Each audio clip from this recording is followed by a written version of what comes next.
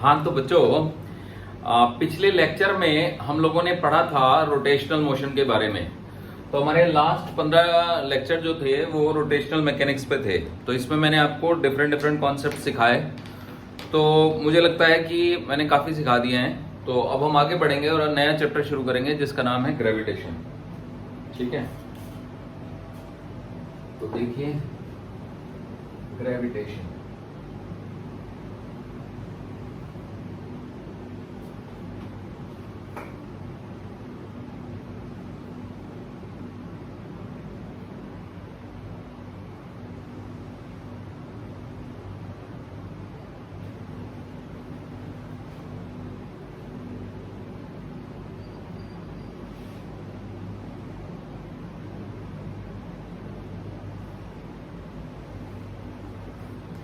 ठीक है बच्चों, तो ये मैं हटा देता हूं।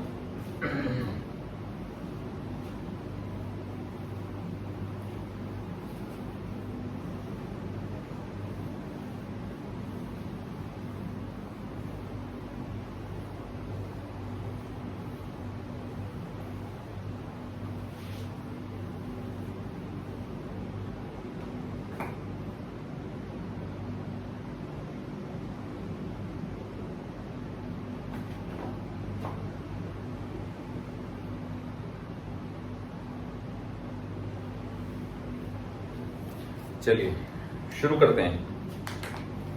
देखो बच्चों, तो ग्रेविटेशन चैप्टर की शुरुआत होती है अब से बहुत साल पहले से, जब हम इसकी शुरुआत मान सकते हैं कि टैक्यो ब्राहे नाम के एक साइंटिस्ट ने स्पेस में देखना शुरू किया, आसमान में देखना शुरू किया और उसने कुछ ऑब्जर्वेशन शुरू किए। तो उन ऑब्जर्वेशंस के बेसिस पे वो कुछ कंक्लूजन निकालता। इससे पहले ही कुछ वजह से वो मर गए, एक्सपायर हो गए। तो उनके एक असिस्टेंट हुआ करते थे जिनका नाम था जोहानस केपलर। टैक्यो ब्राहे के असिस्टेंट जोहानस केपलर।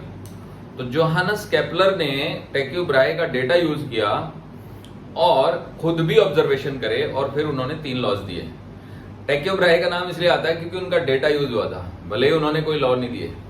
ठीक है, तो उनको हम केपलर लॉ के नाम से जानते हैं। तो ये न्यूटन के लॉ से पहले की बात है। तो हम इसको चैप्टर को ऐसे ही पढ़ रहे हैं, जैसे जैसे डिस्कवरी हुई वैसे वैसे हम पढ़ रहे हैं, कैसे कैसे क्या क्या चीज पता चली। तो Kepler's laws,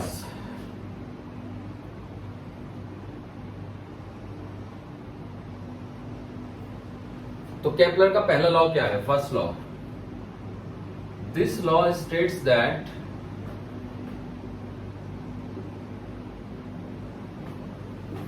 every planet revolves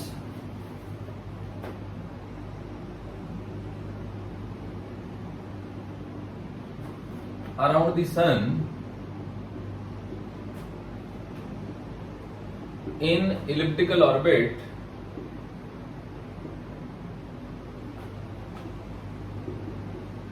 in such a way that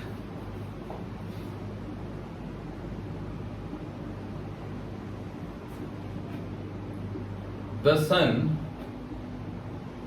is situated at one of its focal point.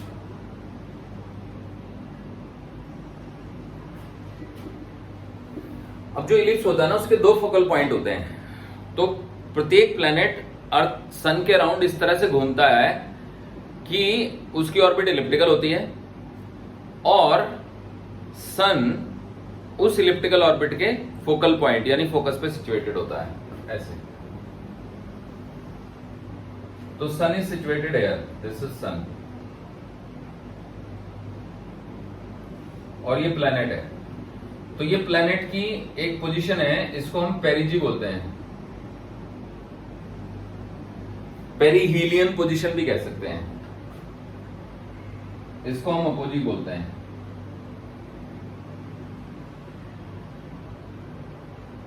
अपोजीलियन position भी कह सकते हैं। तो अपोजी क्या है? अपोजी वो पोजीशन है जो कि जिसपे कि प्लैनेट सन से फारदेस्ट अवे है, यानी ये है आरपी, आर ए, और ये है आरपी। तो आर ए का मतलब है मैक्सिमम डिस्टेंस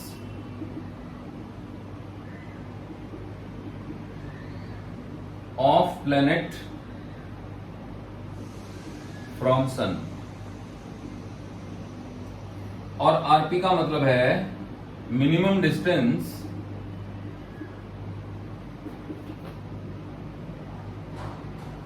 ऑफ प्लैनेट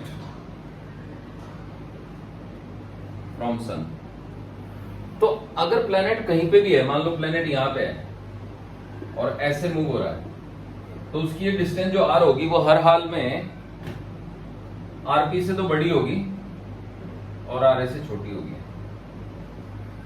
तो at any instant of time जब भी प्लैनेट होगा वो आर ए से कम डिस्टेंस पे होगा, बस हद से हद इतना हो सकता है कि इक्वल हो सकता है, क्योंकि जब ये घूमते घूमते ए पे आ जाएगा तो इक्वल हो जाएगा, पी पे आएगा तो फिर आरपी के इक्वल हो जाएगा, मिनिमम हो जाएगी डिस्टेंस। ठीक है बच्चों, बात क्लियर हुई? तो होपफुली आपको बात समझ में आ गई। अब हम आगे बढ़ेंगे और ये देखेंगे कि इसमें प्लेनेट पे फोर्स किस डायरेक्शन में लग रहा है। तो ध्यान से देखिएगा, एक फोर्स के बारे में पढ़ेंगे हम जिसका नाम है ग्रेविटेशनल फोर्स। तो सन जो है वो इसको अर्थ को अपनी तरफ खींचेगा, जिसका नाम है Fg, यानी ग्रेविटेशनल फोर्स। तो Fg is gravitational force exerted by sun on the planet।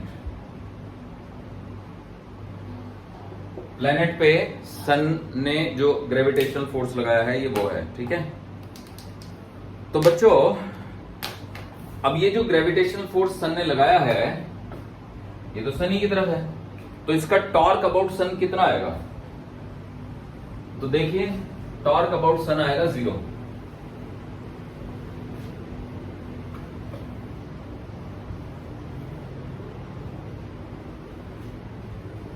दोबारा से लिख देता हूं इसको मैं perigee. What is the torque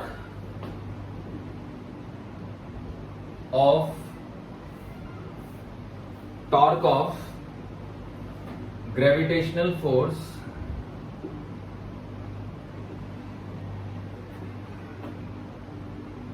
of sun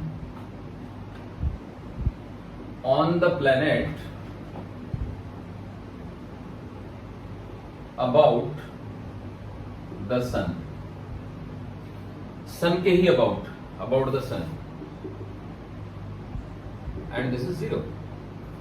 torque 0 हो गया। Torque of gravitational force of sun right about the sun is 0। तो टॉर्क क्या होता है? टॉर्क होता है आपका डीएल बाई डी टी। तो अगर टॉर्क 0 हुआ तो इसका मतलब डीएल बाई डी टी 0 हुआ। तो डीएल बाई डी टी 0 होने का मतलब हुआ dL is equal to 0। DL 0 होने का मतलब हुआ एल इज कांस्टेंट। तो कंक्लूजन ये निकला इस चीज से कि जो एंगुलर मोमेंटम है प्लैनेट का अबाउट द सन वो कांस्टेंट रहेगा। So we can conclude that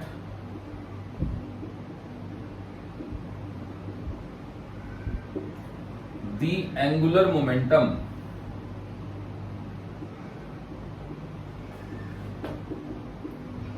of the planet about the sun will remain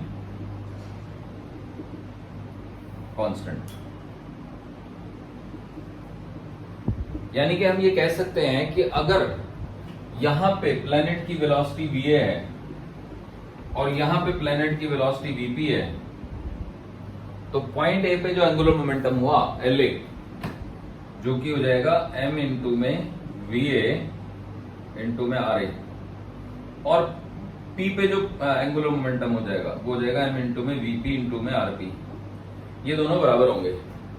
तो अगर ये दोनों बराबर होंगे तो हम ये कह सकते हैं कि m इंटू में va इंटू में ra is equal to M into में वीपी इंटू में आरपी। एम को कैंसिल कर सकते हैं तो वीए इंटू में RA is equal to VP into में आरपी। अब क्योंकि आरए सबसे बड़ा है तो इसलिए वीपी सबसे बड़ा होगा, वीए सबसे छोटा होगा, तो वीए जो है वो सबसे छोटा है वीपी, वीपी सबसे बड़ा है। मतलब अगर यहाँ पे स्पीड वी है तो वी हर हाल में बड़ी है वीए से और छोटी है वीपी से।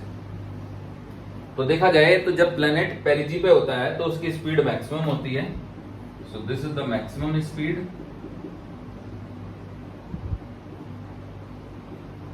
and this is the minimum speed of the planet.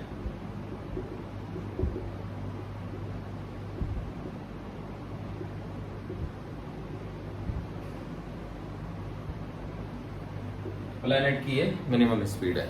ठीक है बच्चों, तो चलिए आगे बढ़ते हैं और समझते हैं चीजों को। तो यहां तक मुझे लगता है आपको क्लियर हो गया होगा।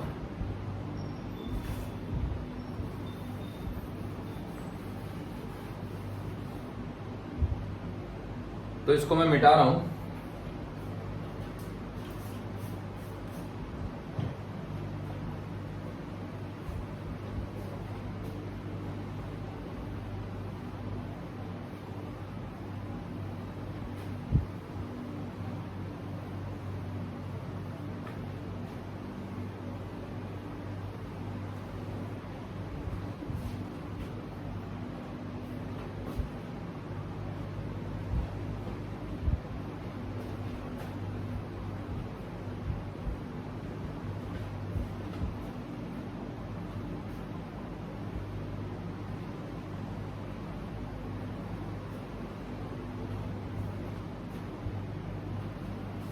तो अब हम आगे बढ़ते हैं और आपको रिलेशनशिप बताते हैं एंगुलर मोमेंटम में और एरियल वेलोसिटी में। तो देखो relation between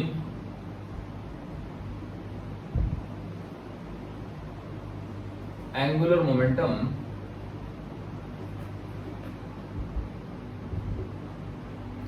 and areal velocity.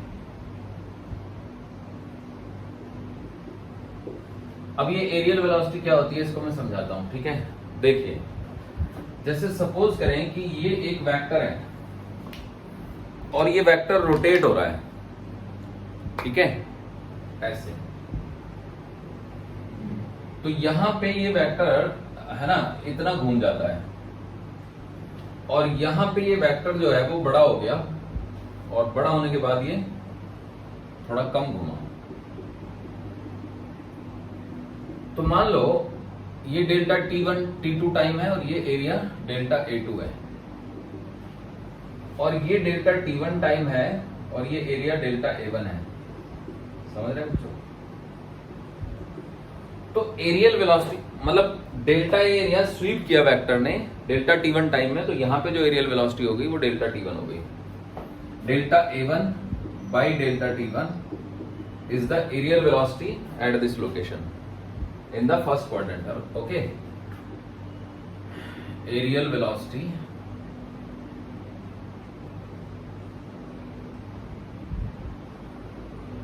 असल में इसको एवरेज एरियल वेलोसिटी कह सकते हैं, है ना, precisely speaking average areal velocity.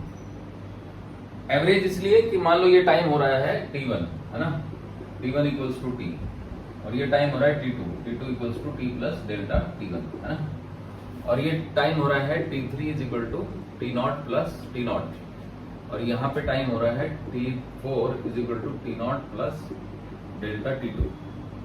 तो इस इंटरवल की एवरेज वेलोसिटी हो गई है, average areal velocity in first quadrant, है ना, for theta equals to theta, for angle theta. अब ये एंगल मान लो थीटा नॉट है ना, यहां से यहां तक, और delta A2 by delta T2 is average areal velocity, angular नहीं एरियल वेलोसिटी, है ना, वेलोसिटी फॉर एंगल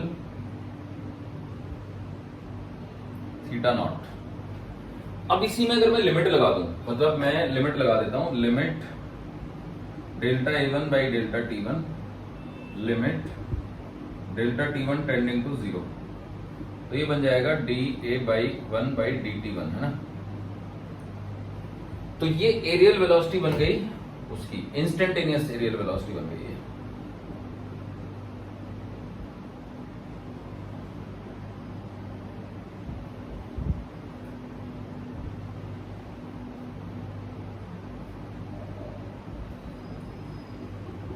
अब इसको अगर मैं प्रॉपरली डिफाइंड करूं कि एक्चुअली ये होता क्या है, तो इसकी प्रॉपर डेफिनेशन ये है कि the rate at which area is being swept by the radius vector, यानी dA/dt इन जनरल, है ना, को हम एरियल वेलोसिटी बोलेंगे और बोलेंगे it is the rate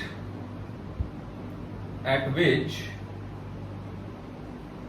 area is being swept.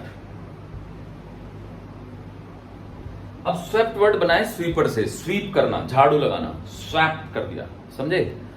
SVEEP एक गेम भी होता है ताश के पत्तों में, तो वो स्वैप कर देना मतलब बिल्कुल सफाई कर देना, साफ कर देना। The rate at which area is being swept by radius vector.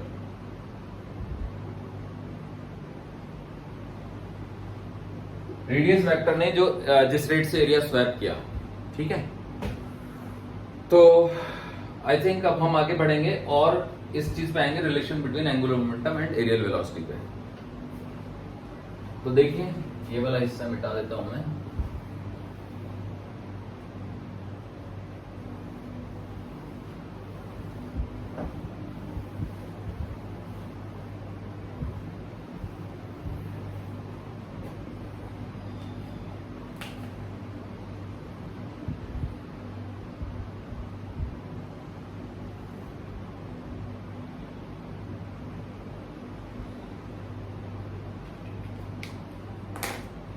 ठीक है जी।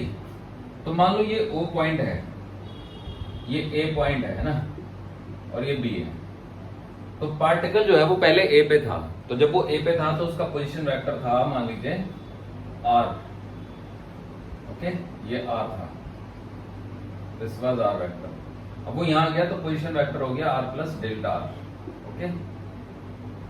तो 1 लगाने की जरूरत नहीं है, बस हम दूसरा तो कर ही रहे हैं। जब हम इधर वाला भी कर रहे थे तो 1 की जरूरत थी, अब क्या 1 करेंगे, एक ही है बस। ठीक है बच्चों, तो ये एंगल आप लिख सकते हो डेल्टा थीटा, जरूरत नहीं पड़ेगी इस एंगल की। अब हमें ट्राइंगल OAB का एरिया चाहिए। What is the area of triangle OAB?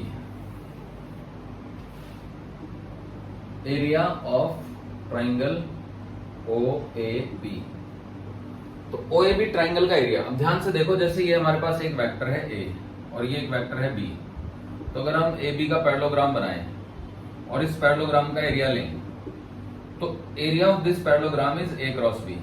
A cross B will represent the area of the parallelogram.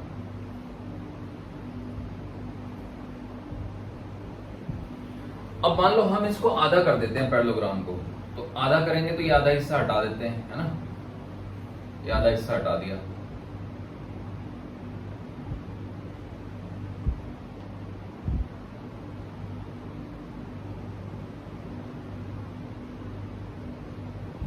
तो अगर हम ये आधा हिस्सा हटा देते हैं, है ना, ये A है ये B है, तो अब ये यहां पे हाफ लगा देंगे ना हम, तो ये एरिया ऑफ ट्राइंगल हो जाएगा बस, और क्या है, एरिया ऑफ द ट्राइंगल। पूरा लिख दो ट्राइंगल। तो किसी ट्राइंगल की अगर दो साइड पता है तो उनका जो है ना क्रॉस प्रोडक्ट ले लो और क्रॉस प्रोडक्ट लेके उसका हाफ कर दो, तो एरिया आ जाता है। अब याद रखो कि A क्रॉस B की जो डायरेक्शन है वो बाहर की तरफ आ जाएगी, तो इस एरिया की डायरेक्शन हम बाहर की तरफ ले सकते हैं। तो जैसे कि आपको पता ही है कि एरिया को वेक्टर भी लिया जा सकता है, मतलब एरिया एक ऐसी क्वांटिटी है जिसको हम vector as well as scalar दोनों ले सकते हैं। वो डिपेंड करता है कि अगर हम उसको किसी सरफेस एरिया की तरह से ट्रीट कर रहे हैं, जैसे फ्लक्स वगैरह निकाल रहे हैं जो आप पढ़ोगे 12th में, तो हम उसको वेक्टर लेते हैं। लेकिन अगर हमने पेपर के ऊपर कोई ग्राफ बनाया, उसका एरिया निकालना है, तो फिर हम उसको स्केलर लेते हैं। लेकिन किसी भी सरफेस का जो एरिया है ना वो वेक्टर ही होता है, ठीक है। तो अब देखिए फिलहाल मैं इसको एज ए वेक्टर ही ले लूंगा, क्योंकि डायरेक्शन जो है वो जस्टिफाई हो जाती है। एंगुलर मोमेंटम की डायरेक्शन जब ये एंटी क्लॉकवाइज घूमेगा तो बाहरी की तरफ है, तो ये हो जाएगा half of O A cross O B, या फिर half of R cross R plus delta R. This can be written as half of R cross R plus R cross delta R. अब the important thing is R cross R will be zero, तो अब इसको मैं delta A लिख देता हूं। हालांकि ये ए अलग है, ये ए अलग है, समझ रहे हैं ना बच्चों? तो इसको मैं सी भी कर सकता हूं, है ना, ओसी क्रॉस ओबी। अब ए रहा ही नहीं, ठीक है। तो this is delta A, change in area swept, which is 1/2 R cross delta R. अब ध्यान से देखेंगे और हम इसको करेंगे मल्टीप्लाई बाई 2। तो 2 इंटू में delta A is equal to R cross delta R. इसको हम डिवाइड कर देते हैं डेल्टा टी से, तो इधर भी डेल्टा टी से डिवाइड करना पड़ेगा, ठीक है।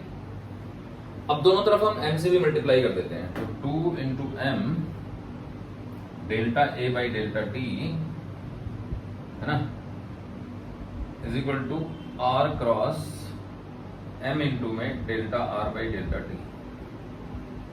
अब दोनों तरफ लिमिट लगा देते हैं, तो लिमिट है, लिमिट डेल्टा टी जा रहा है 0 की तरफ, इधर भी लिख देते हैं लिमिट डेल्टा टी जा रहा है 0 की तरफ। अब यहां पे देखो, यहां लिख देता हूं, तो ये तो बन जाएगा 2m इंटू में D A by D T, है ना, और ये बन जाएगा आपका r क्रॉस m इंटू में v, r cross m into में v। अब m इंटू v होता है p, है ना, तो 2m इंटू में D A by D T बन गया आपका r क्रॉस p।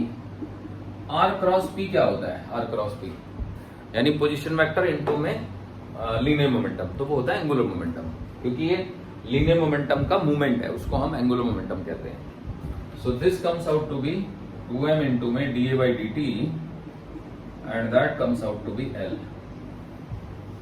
तो एंगुलर मोमेंटम जो है वो 2 इंटू mass into rate of change of areal velocity आ जाता है।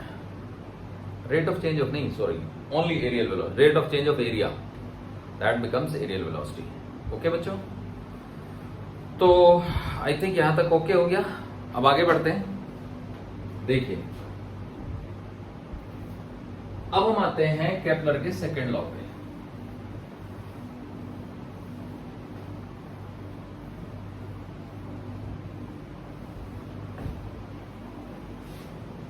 तो देखो केपलर्स सेकंड लॉ,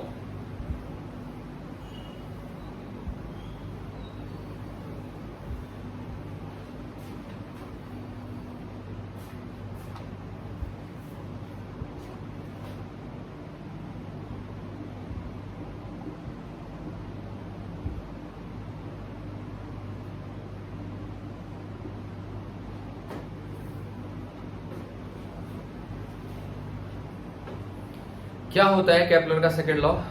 तो ये लॉ ये कहता है कि कोई भी प्लैनेट जब इलिप्टिकल ऑर्बिट में घूमता है सन के अबाउट, तो वो इक्वल टाइम इंटरवल में इक्वल एरिया स्वीप करता है। तो लिख देता हूं, this law states that the line joining planet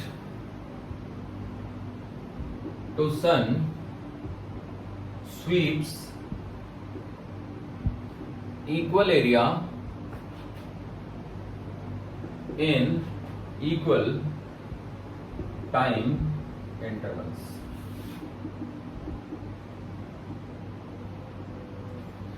The line joining planet to sun sweeps equal area in equal time interval.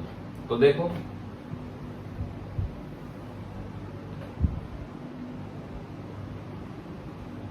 यहां पे मान लो सन है, सन इज हियर, और कभी वो यहां था, ये P1 कोई पॉइंट है, फिर वो यहां आया, ये P2 कोई पॉइंट है, ये पॉइंट मान लो A है, तो A से P1 और P2 इक्वी डिस्टेंट है, तो इसने इतना एरिया स्वीप किया,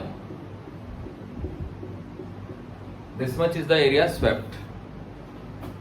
तो बच्चों इसमें उसको टाइम लगा डेल्टा T1। अब वो यहां पे था मान लो, है ना, P3 पे, तो ये P4 पे आया, ये पॉइंट P है, पेरिजी, यहां पे उसने इतना एरिया स्वीप किया, ये टाइम डेल्टा T2 है। तो ये लॉ ये कहता है कि यदि डेल्टा T1 और डेल्टा T2 बराबर हुए तो ये दोनों एरिया भी बराबर होंगे। तो this law says that if delta T1 is equal to delta T2 then area SP1P2 must be equal to area SP3P4। ये बात है। तो अब हम इसको साबित करेंगे, कोशिश करेंगे साबित करने की, ठीक है। तो एक काम करते हैं, एरिया SP3P4 P1P2 निकालते हैं। तो लुक, या इससे क्या कंक्लूजन निकलता है वो निकालते हैं, ठीक है। देखो ये S है, याद है ना, S से लेके A की जो डिस्टेंस है वो है RA। तो अब क्योंकि ये जो P1 है ना इसके काफी पास है, तो मैं इसको, है ना, SAP1 का एरिया निकालता हूं, एरिया ऑफ ट्राइंगल SAP1, तो आ जाएगा half into SA into AP1, है ना, AP1, जो कि कह सकते हैं हम हाफ ऑफ RA, SA तो RA है, इंटू AP1। अब similarly area of triangle SAP2, तो एरिया ऑफ ट्राइंगल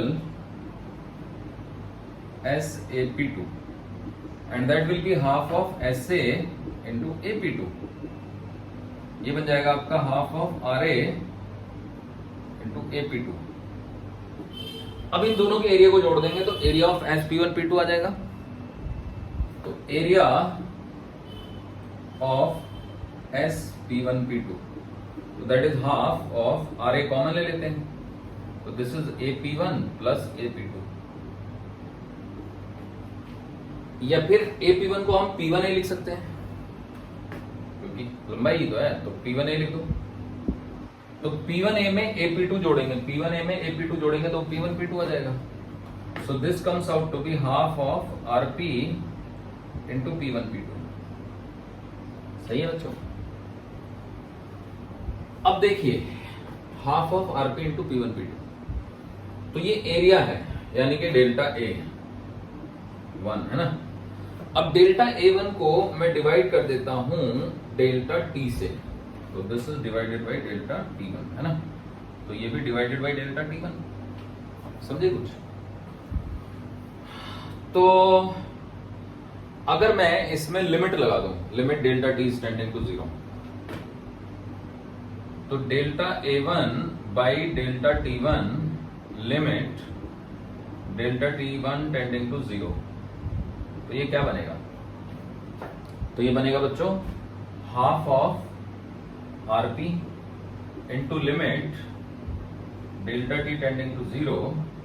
इस लेंथ को हम डेल्टा L बोल सकते हैं, डेल्टा L1, यहां से यहां तक चली गई दूरी, तो delta L1 by delta T1, समझ रहे हो बच्चों, 1।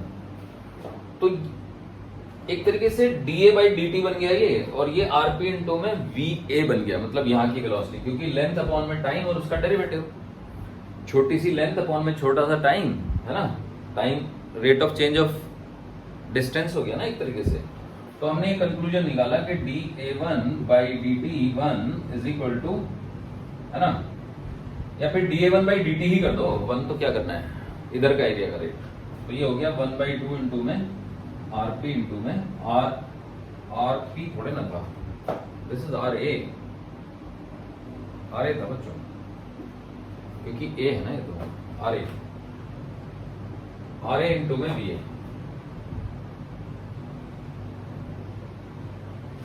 अब सिमिलरली यहां का हम प्रूव कर सकते हैं कि dA2/dt similarly we can prove that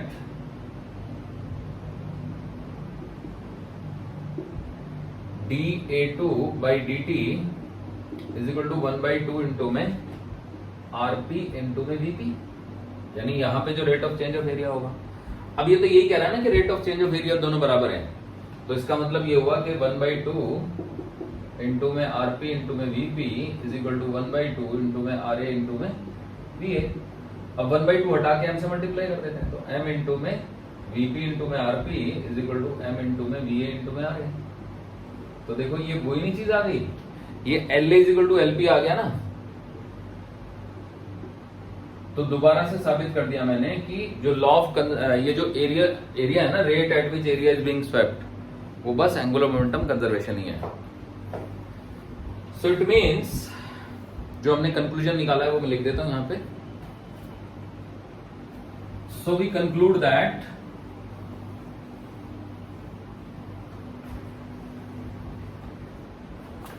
Kepler's second law is या can be derived by applying conservation of angular momentum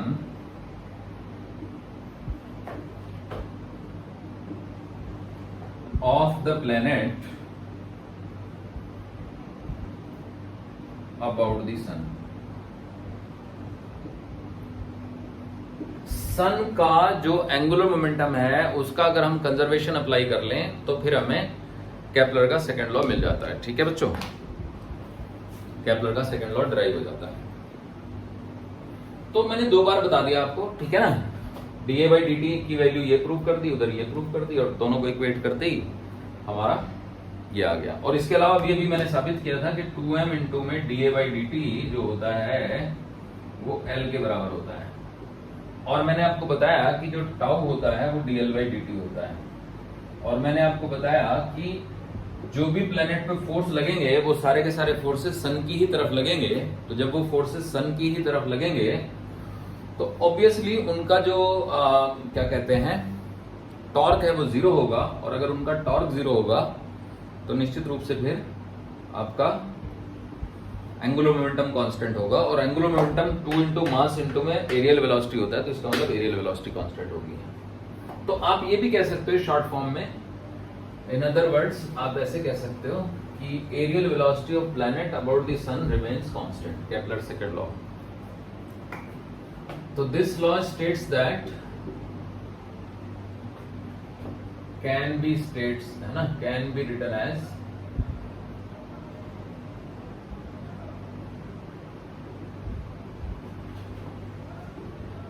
that the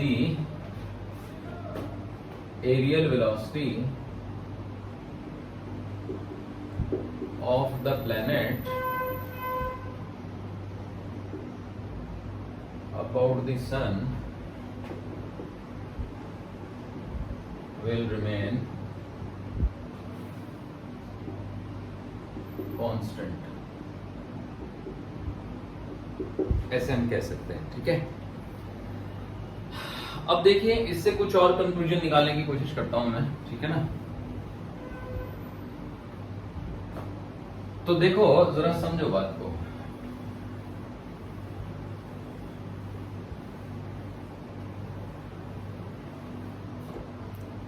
जैसे ये ना एक इलिप्टिकल ऑर्बिट है, ठीक है।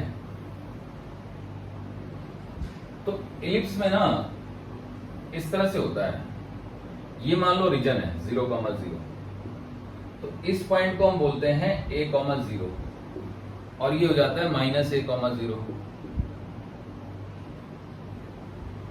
तो इसका नाम ए रख देते हैं, इसका a' रख देते हैं। तो a' को जो है ना वो इलिप्स की सबसे बड़ी डायमीटर होती है, इसको हम कहते हैं मेजर एक्सिस। और b' ये इलिप्स की सबसे छोटी डायमीटर होती है, इसको हम कहते हैं माइनर एक्सिस। 0,20 के कोऑर्डिनेट है, 0,-20 के कोऑर्डिनेट है, ठीक है। तो अब सन यहां पे सिचुएटेड है, इसके कोऑर्डिनेट होते हैं -(-0), जहां पे E एक कांस्टेंट होता है जिसका नाम होता है इसेंट्रिसिटी।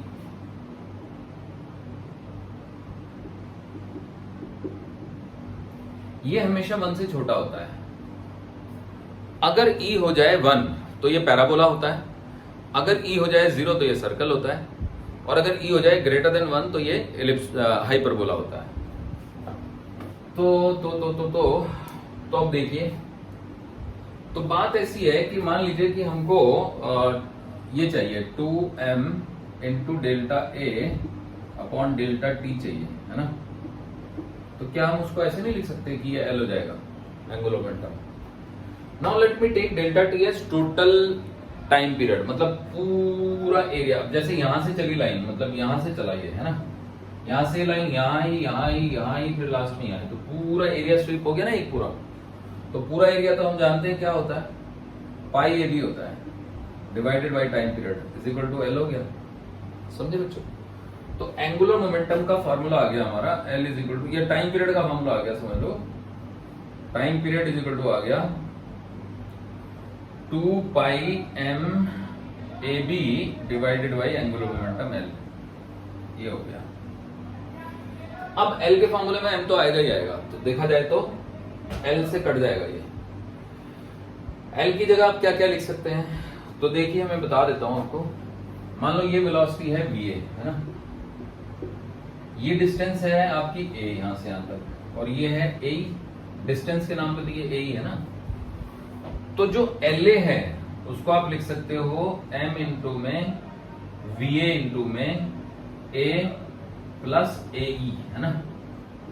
और ज्यादा प्रिसाइजली मैं लिख दूं इसको तो ये हो जाएगा M इंटू में VA इंटू में A इंटू में 1 प्लस E। और अगर LP लिखना हो तो ये जो दूरी हुई ये क्योंकि ये वाली डिस्टेंस तो A है, तो ये जो डिस्टेंस हुई ये A माइनस A ही हो गई, तो M इंटू में VA into A minus AE, तो M इंटू में VA इंटू में A इंटू 1 माइनस E। अब आप यहाँ पे कोई भी वैल्यू डाल सकते हो, वहां पे 1 प्लस E वाली भी 1 माइनस E वाली भी। तो अगर आप मान लो 1 प्लस E वाली डालते हो तो टाइम पीरियड का फॉर्मूला आ जाएगा, देखो यहाँ पे बता देता हूं। टाइम पीरियड का फॉर्मूला आ जाएगा 2 पाई, A तो कट ही जाएगा, है ना, M भी कट जाएगा, तो 2 पाई B डिवाइडेड बाय, है ना, VA इंटू 1 प्लस E, है ना। या फिर टाइम पीरियड का फॉर्मूला आ जाएगा 2 पाई B divided by VP into 1 minus E। अब आप कहो कि सर अगर V और VP के फॉर्मूले आप बता दो किसी तरीके से, तो हम तो टाइम पीरियड का फॉर्मूला भी बना सकते हैं। देखो B और A में रिलेशन है, ये तो मैं बता सकता हूं आपको। तो जो B और A का रिलेशन होता है वो ये होता है कि B square is equal to A square into 1 minus E square, ये रिलेशन होता है। तो देखा जाए तो B की वैल्यू क्या हो गई, A into under root 1 minus E square, है ना। तो अगर मैं ये यहां पे डाल दूं 1 minus E square under root,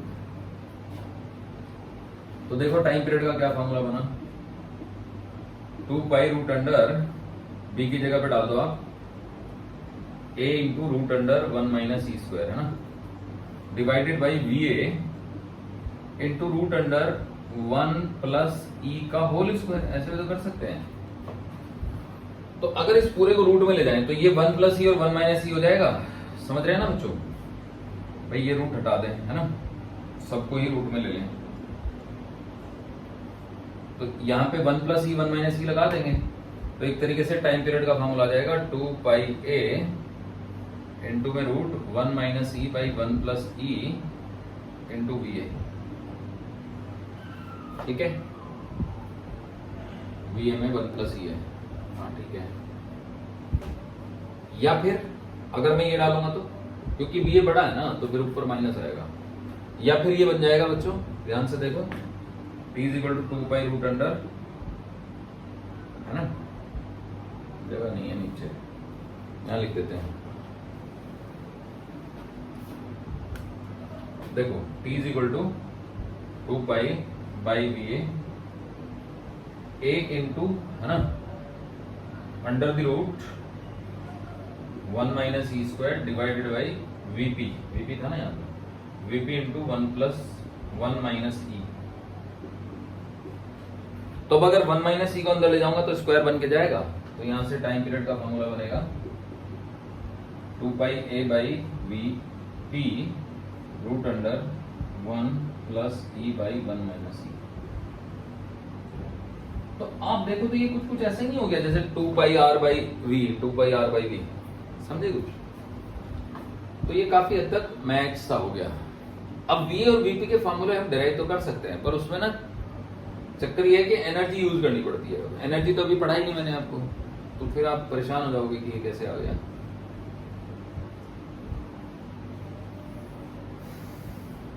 energy का फॉर्मूला आप जब तक नहीं कराएंगे ना तब तक वी और वीपी के फॉर्मूले डिराइव नहीं हो पाएंगे। तो मैं बाद में कराऊंगा ये, ठीक है। तो अब हम आते हैं थर्ड लॉ पे।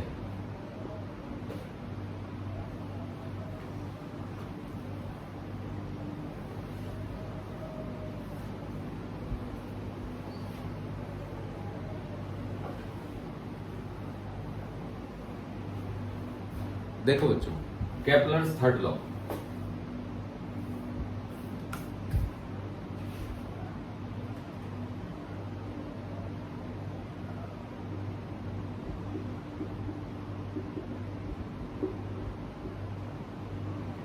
देखिए इसमें ना जैसे हम 9th के बच्चों को केपलर का थर्ड लॉ पढ़ा रहे हैं, तो हम ये कहते हैं उसको कि जब सन यहां पे है और प्लैनेट यहां पे है ए पे, तो वो सबसे दूर है उससे, तो उसकी जो डिस्टेंस है वो आरए हो गई। तो RA is the maximum distance, है ना, maximum distance of planet from sun, है ना। और आरपी जो है वो मिनिमम डिस्टेंस हो गई। RP is minimum distance of planet from sun, है ना। तो 9th के बच्चों को ये कह दिया जाता है कि देखो अगर मैक्सिमम डिस्टेंस और मिनिमम डिस्टेंस को जोड़ के 2 से डिवाइड कर दो तो एवरेज डिस्टेंस आ जाती है। तो RP RA plus RP divide by 2 is the maximum distance plus minimum distance divide by 2, average distance.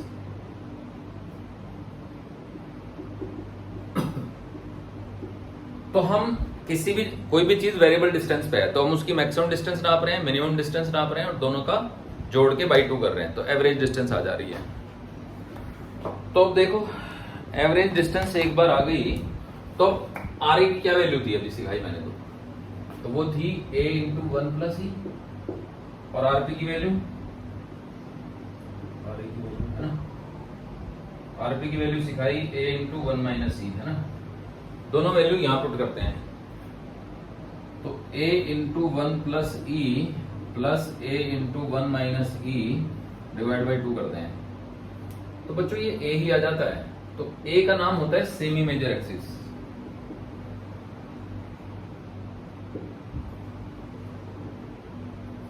तो जो सेमी मेजर एक्सिस है वही एवरेज डिस्टेंस भी है। तो अब मैं आपको बताता हूं थर्ड लॉ क्या है केपलर का, ठीक है।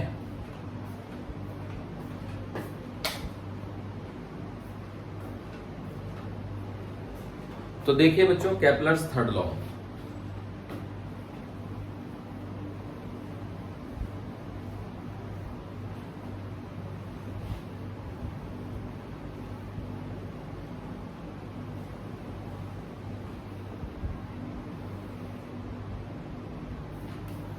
देखो this law states that the line no, not the line. The time period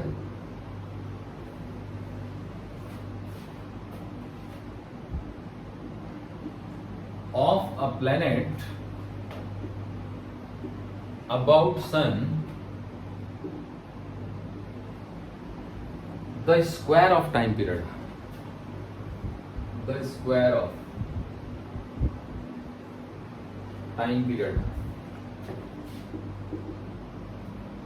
of a planet about the sun is directly proportional to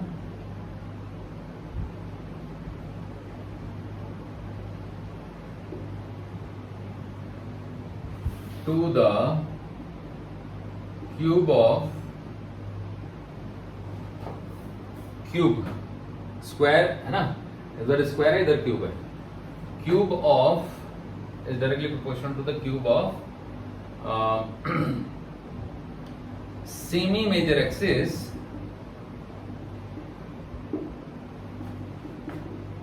of the elliptical orbit of the planet.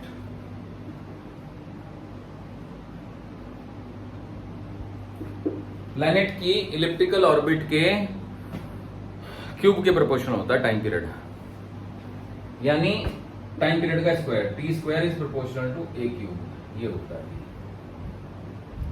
अब छोटी classes में हम इसी ए को average distance बोल देते हैं। Time period का square is equal to is proportional to cube of average distance.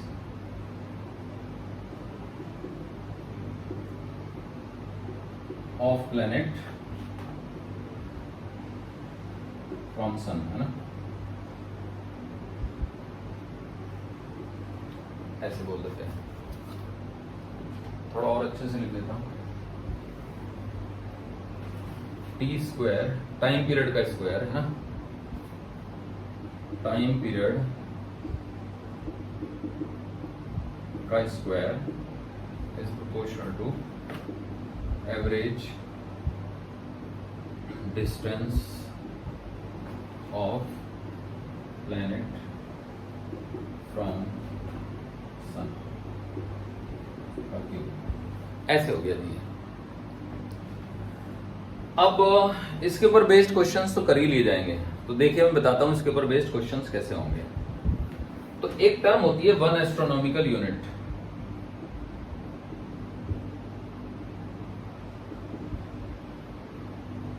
क्या होता है ये? तो 1 एस्ट्रोनॉमिकल यूनिट का मतलब होता है कि it is the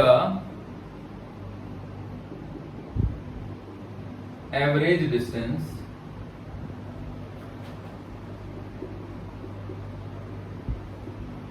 of the planet from the sun. Planet नहीं, अर्थ।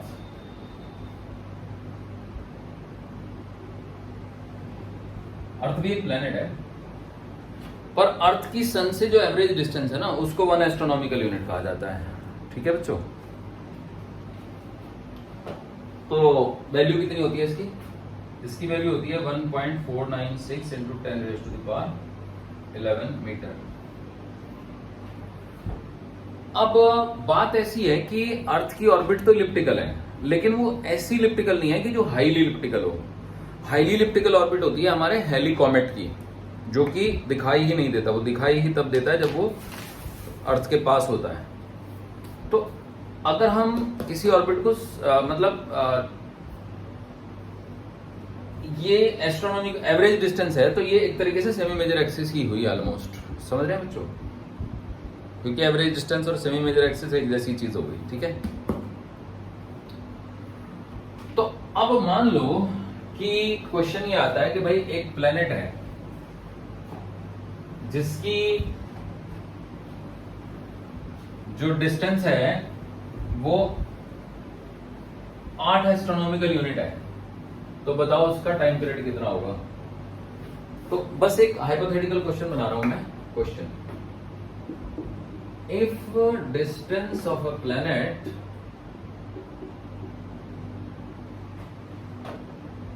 इफ एवरेज भी लगा देते हैं ना, average distance.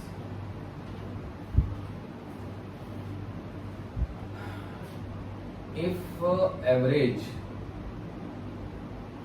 distance of a planet from the sun is 8 astronomical unit, then find its time period.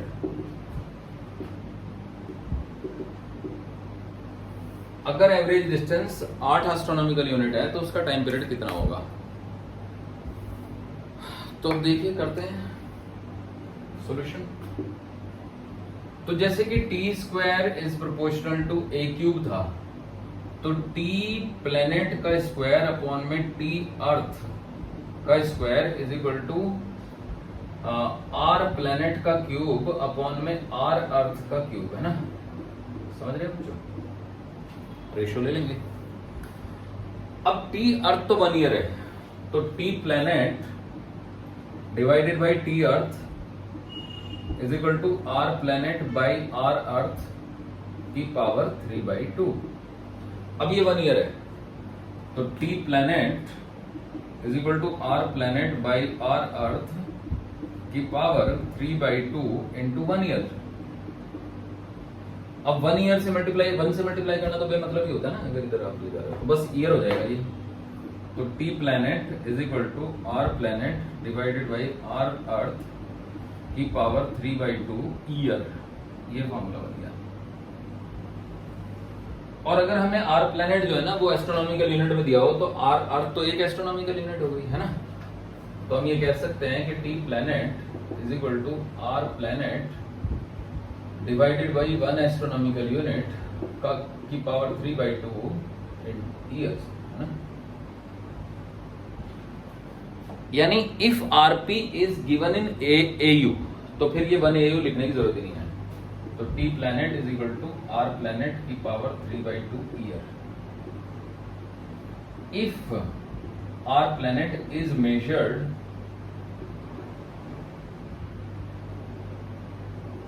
In astronomical unit. तो देखिए unit बदलने का कितना फायदा हो जाता है। तो हमारे फॉर्मूले बहुत सिंप्लीफाई हो जाते हैं, बस जितनी भी डिस्टेंस है उसकी पावर 3/2 कर दो। तो अब देखो टी प्लेनेट कितना आ जाएगा, तो 8 की पावर 3/2 कर दो, तो 8 की पावर 3, 8 का स्क्वायर, 8 का स्क्वायर हो गया 64, 64 इंटू, तो ये हो गया आपका 512 का की पावर 1/2 ईयर, है ना? अब 512 जो है वो 256 इंटू 2 हो गया, तो 16√2 हो गया। तो T planet is equal to 16√2 years हो गया। 16 इंटू में 1.414 ईयर्स, है ना? तो 16 को हम मल्टीप्लाई कर लेंगे 1.414 से, तो कितना आ जाएगा टी प्लेनेट? यहाँ पे लिख देता हूं मैं। तो 16 चौके 64 का 4, 80 लगे 6, 16 कम 16 और 6 22, 22 का 2, 80 लगे 2, 16 चौके 64, 64 और 2 66 का 6, 80 लगे 6, तो 6, 16 कम 16 और 6 22, 22.624 ईयर्स, है ना? समझ आ गया? ये तो मल्टीप्लाई ही करना है, वो अपना अपना तरीका है मल्टीप्लाई करने का, ठीक है जी? So this is how you can find the questions based on Kepler's third law. बाकी रही बात केपलर फर्स्ट लॉ की, तो उसमें तो क्या क्वेश्चन बनेंगे? कुछ नहीं क्वेश्चन बन सकते उसमें, वो तो बस यही है, उसमें इंफॉर्मेशन ही दी गई है। बन तो सकते हैं, बस दिक्कत फिर यही है कि उसमें फिर एनर्जी लगानी पड़ेगी, है ना? बिना एनर्जी के नहीं होगा।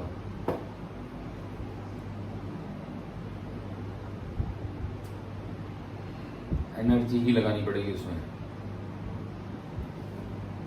चलिए आगे बढ़ते हैं। अब देखो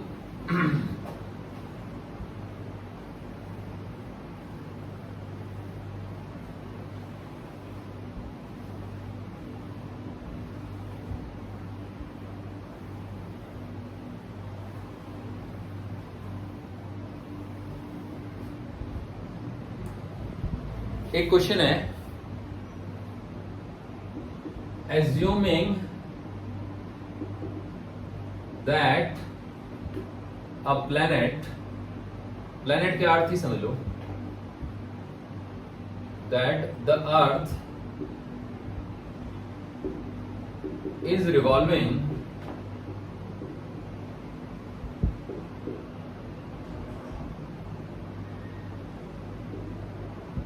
Earth is revolving around the sun in a circular orbit,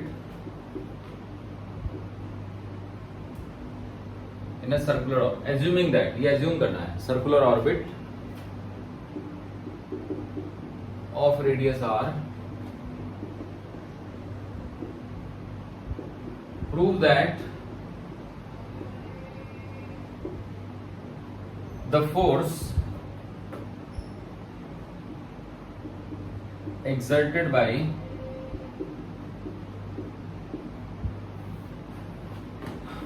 the sun on the earth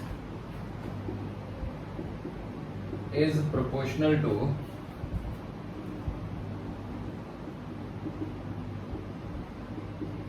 one by R square.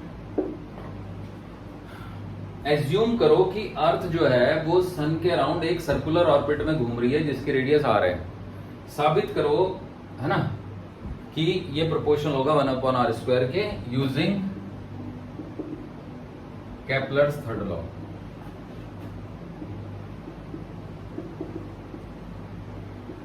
Kepler के थर्ड लॉ का पालन करते हुए ये साबित करो। ये बात सच है कि अर्थ जो है वो सर्कुलर ऑर्बिट में नहीं है, पर अगर एग्जामिनर कह रहा है कि एज्यूम कर लो तो करना पड़ता है। तो ये सन हो गया, ये अर्थ हो गई। तो अर्थ के मास को हम एमई बोल देंगे और सन के मास को हम एमएस बोल देंगे। तो अब ये मान लेते हैं कि सन जो है वो फिक्स्ड है। एक्चुअली वो फिक्स नहीं है, पर मान लो, क्योंकि बाद में तो जियोसेंट्रिक थ्योरी, हेलियोसेंट्रिक थ्योरी आई गई ना। तो अगर हम सन को फिक्स्ड मान लें, है ना, तो अर्थ जो उस पर फोर्स लगाएगी वो सबसे पहले तो हम ये देखेंगे कि ये डिस्टेंस आर है, तो what is the centripetal force, है ना, सेंट्रीपिटल एक्सेलरेशन ऑफ, मान लो ये ओमेगा एंगुलर वेलोसिटी से घूम रही है अर्थ, है ना। If omega is angular velocity of revolution, है ना,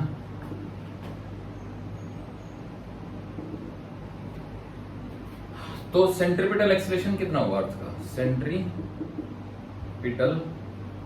एक्सेलरेशन वो हुआ ओमेगा स्क्वायर आर, और सेंट्रीपिटल फोर्स कितना होगा?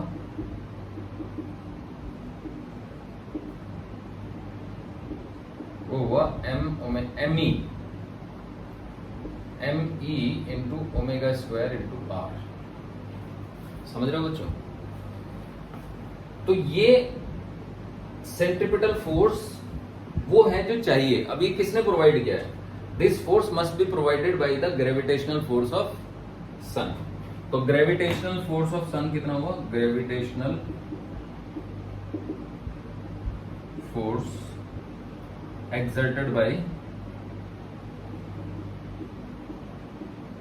sun on earth, so this is me into omega square into में r। समझ रहे हो बच्चों? अब ध्यान से देखो, t square is equal to k into में आर क्यूब, ये था ना फॉर्मूला। ओमेगा स्क्वायर को बदल दो, omega square is 4 pi square by T square, तो me into 4 pi square into R upon में टी स्क्वायर, ये हो जाएगा। अब टी स्क्वायर की जगह पे के आर क्यूब डाल दो आप, तो ये मैं मिटा के यहाँ पे वैल्यू डाल देता हूं। तो देखो, so this gives me 4 pi square M E divided by T square की जगह पे into R divided by K into में आर क्यूब, है ना। तो अब आप देख सकते हो ये आर से आर कट गया, तो इसका मतलब ये हुआ कि ये बन गया आपका 4π² बाई के ब्रैकेट में इनटू में me इनटू में r², यानी कि जो फोर्स लग गया वो प्रोपोर्शनल हो गया, किसके प्रोपोर्शनल हो गया, मास ऑफ अर्थ के और r के स्क्वायर। तो अब यहां से तो ग्रेविटेशन के न्यूटन के लॉ की शुरुआत कर सकते हैं ना कि भाई न्यूटन का लॉ जो मतलब केपलर के लॉ को पहचानते हुए हमें पता चल गया कि सन जो फोर्स लगा रहा है अर्थ पे वो अर्थ के मास के प्रोपोर्शनल है, साथ ही साथ डिस्टेंस के स्क्वायर के प्रोपोर्शनल है। अब न्यूटन का थर्ड लॉ भी है, तो अगर सन अर्थ पे लगा रहा है तो अर्थ भी सन पे लगा रही होगी, तो वो जो अर्थ सन पे लगा रही है वो सन के मास के प्रोपोर्शनल होगा। तो फिर यहां से आपका केपलर लॉ से आप न्यूटन लॉ ऑफ ग्रेविटेशन को ऑब्टेन कर सकते हैं। हालांकि न्यूटन ने ऐसे नहीं किया था, उन्होंने अपने अलग एक्सपेरिमेंट्स करे थे। ठीक है, चलिए थैंक यू। तो आज के लिए इतना ही, नेक्स्ट क्लास में मैं आपको आगे पढ़ाऊंगा।